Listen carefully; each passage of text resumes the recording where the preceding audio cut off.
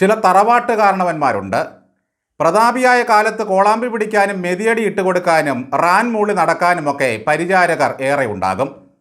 പല്ലുകൾ ആടിത്തുടങ്ങുകയും പപ്പും പൂടയും കൊഴിയുകയും ചെയ്യുന്ന കാലം വരുമ്പോഴേക്കും പ്രതാപം കുറേശ്ശെയായി നഷ്ടപ്പെട്ടുകൊണ്ടിരിക്കും.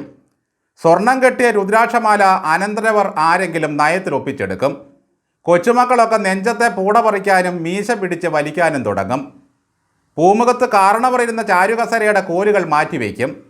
പൂമുഖത്തേക്ക് ചുമച്ചു തുപ്പുന്ന കാലം വരുമ്പോഴേക്കും പിള്ളേരെടുത്ത് തെക്ക് വടക്കേ മൂലയിലെ വെളിച്ചം കാണാത്ത മുറിയിലെ കയറ്റുകട്ടിലിൽ കൊണ്ട് കിടത്തും. പിന്നെ ആ കയറ്റുകട്ടിലിൻ്റെ ഞരക്കവും കേട്ട് വെറുതെ മലർന്നു കിടക്കാമെന്ന് മാത്രം. സ്വന്തമായി പിന്നെ കട്ടിലും പായും മാത്രമേ കാണൂ. ഇതൊക്കെയാണ് മനുഷ്യൻ്റെ ഓരോരോ ജീവിതാവസ്ഥകൾ. കരിമ്പൂച്ചകളുടെ കാവലിൽ ജഗതല പ്രതാപനായി നടന്ന നമ്മുടെ ബഹുമാനപ്പെട്ട പിണറായി വിജയൻ്റെ ഇപ്പോഴത്തെ അവസ്ഥയാണ് ഭീകരം. ഇന്നലെ കാർന്നൂർ കേന്ദ്ര കമ്മിറ്റി യോഗത്തിന് വേണ്ടി ഡൽഹിയിലായിരുന്നു. ഇറങ്ങി വരുന്നത് നോക്കി കുന്തം നീട്ടി കാത്തു നിൽക്കുന്ന മാപ്രകളോട് അദ്ദേഹം ക്ഷുഭിതനായി. ആ കണ്ണുകളിൽ നിന്നും തീ പാറി, കവിളുകൾ തുടുത്തു, മൂക്ക് വിറച്ചു.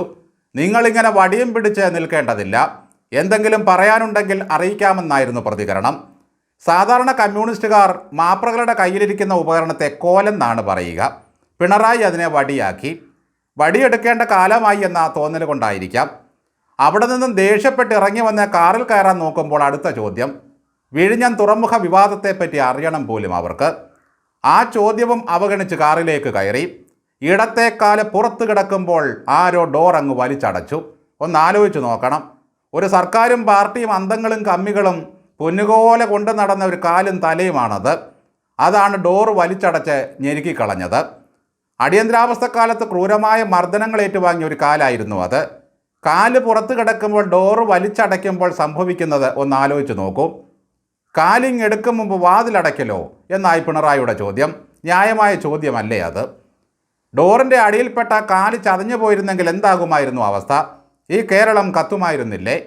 ഞങ്ങളുടെ പിണറായി വിജയൻ്റെ കാല് നീയൊക്കെ എടുക്കുമോടാ എന്ന് ചോദിച്ചുകൊണ്ട് കമ്മികൾ പന്തം കൊളുത്തി പ്രകടനം നടത്തിയേനെ. ഭരണത്തിലിരിക്കുമ്പോഴാണ് ഇങ്ങനെ സംഭവിക്കുന്നതെങ്കിൽ ചിന്തിക്കാനേ കഴിയില്ല. വധശ്രമത്തിന് കേസെടുക്കുകയായിരിക്കും മാപ്രകൾക്കെതിരെ. ഒപ്പമുള്ള ഗൺമാന്മാർ രക്ഷാപ്രവർത്തനവും നടത്തും. നോക്കണേ, ഇപ്പോഴാർക്കും പുറത്തിട്ടടയ്ക്കാവുന്ന പരുവത്തിലായി പിണറായി വിജയൻ്റെ കാല്. അദ്ദേഹത്തിന് കാറിൻ്റെ ഡോർ അടയ്ക്കാൻ കഴിയാത്ത തരത്തിൽ പോലും കോലും നീട്ടി ചെല്ലുകയാണ്. എങ്ങനെ വന്നു നിങ്ങൾക്ക് ഈ ധൈര്യം?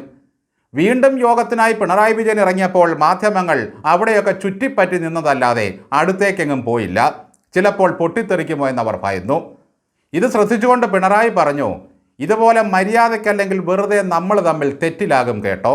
മലയിൽ വിളഞ്ഞതായാലും ഒരു നാൾ ഉരലിൽ വീഴുമെന്ന വലിയ പാഠമാണ് പിണറായി വിജയൻ ഇപ്പോൾ കേരളത്തിലെ ജനങ്ങളെ കാണിച്ചു തന്നുകൊണ്ടിരിക്കുന്നത്. എത്ര പ്രയാസപ്പെട്ടാണ് മുണ്ടും മടക്കി കെട്ടി ചെളിവെള്ളത്തിലിറങ്ങി ദുരന്തമുഖത്തെത്തിയത്. എന്നാൽ അതിൻ്റെ ഒരു ചിത്രം 1-ാം പേജിൽ വലിപ്പത്തിൽ കൊടുക്കാൻ പോലും മലയാള മനോരമ തയ്യാറായില്ലത്രേ. 82-ാം വയസ്സിൽ ദുരന്തമുഖം സന്ദർശിച്ച പ്രതിപക്ഷ നേതാവിൻ്റെ ചിത്രം നാളെ മനോരമയുടെ 1-ാം പേജിൽ വരുമെന്ന് കണ്ട് ആനന്ദിക്കാനിരുന്നതായിരുന്നു കമ്മിവർഗം. ഒപ്പമുണ്ടായിരുന്ന ഗോവിന്ദനും ജയരാജനും പലതവണ മുണ്ട് മടക്കിക്കുത്തി ഡെമോ കാണിച്ചു കൊടുത്തു പിണറായി വിജയന്. പക്ഷേ അദ്ദേഹത്തിന് മുണ്ട് മടക്കിക്കുത്താൻ കഴിഞ്ഞില്ല. അതുകൊണ്ട് മടക്കി കെട്ടുകയായിരുന്നു. കഴിഞ്ഞ 10 വർഷം കൊണ്ട് അദ്ദേഹം അതെല്ലാം മറന്നുപോയിരിക്കുന്നു. അതിരാവിലെ ഉണർന്ന് പത്രം നോക്കിയ ജയരാജനും ഗോവിന്ദനുമെല്ലാം തകർന്നു പോയി. അകത്തെ പേജിൽ വെറും 1.25 കോളത്തിലൊരു പടം. ആ ചിത്രത്തിലാണെങ്കിൽ MV ജയരാജനെ കാണാനുമില്ല. മുത്തശ്ശിപത്രം ഞങ്ങളോട് ചെയ്ത കൊടുംചതിയാണത് എന്ന് പറഞ്ഞ് സഖാക്കളായ ജോയിയും കടകംപള്ളിയും ശിവൻകുട്ടിയും വാർത്താ സമ്മേളനം നടത്തി. കണ്ണൂരിലെ ത്രിഗുണന്മാരായ ജയരാജന്മാരെ പോലെയാണ് ഇപ്പോൾ തിരുവനന്തപുരത്ത് ഇവരുടെ സഖ്യം. നോക്കണേ, കോലും കൊണ്ട് ചെന്നാൽ കുഴപ്പം, പടം കൊടുത്തില്ലെങ്കിൽ കുഴപ്പം. പടം കൊടുത്തില്ലെന്ന് മാത്രമല്ല, ഏതൊക്കെ തരത്തിലാണ് ഇപ്പോൾ പിണറായി വിജയനെ മാധ്യമപ്രവർത്തകർ തട്ടിക്കളിക്കുന്നത്. അദ്ദേഹം എന്താ നിങ്ങളുടെയൊക്കെ കളിക്കുഞ്ഞാണോ? കയ്യിലിരിപ്പ് കൊണ്ടും കഴകക്കേട് കൊണ്ടും രാജ്യം പോയി, ഭരണം പോയി, അംഗരക്ഷകരും പോയി എന്ന് കരുതി പഴയ വിജയൻ്റെ വീര്യമൊന്നും നഷ്ടമായിട്ടില്ല. ഇതേ രീതിയിൽ മുന്നോട്ട് പോവുകയാണെങ്കിൽ 5 വർഷത്തിന് മുമ്പ് തന്നെ ഭരണം തിരിച്ചു പിടിച്ച് പിണറായി വിജയൻ പാർട്ടിക്ക് കൊടുക്കും. ഭരണത്തിൽ നിന്നും പുറത്തായിട്ട് ഏതാണ്ട് 19 ദിവസങ്ങൾ കഴിഞ്ഞു. ഇപ്പോൾ പുകഴ്ത്തുപാട്ടുമില്ല, വാഴ്ത്തുപാട്ടുകാരുമില്ല. ആ തിരുവാതിര സംഘം സ്വയം പിരിഞ്ഞു പോയിട്ടുണ്ടാകുമോ?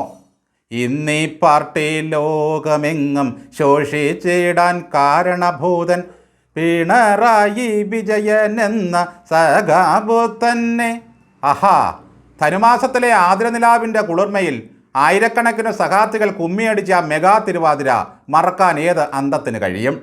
ആ കസവുസാരി ചുറ്റിയ ചുവന്ന ബ്ലൗസുകാരായ സഖാത്തുകളൊക്കെ ഇപ്പോൾ എന്തെടുക്കുന്നുവോ ആവോ?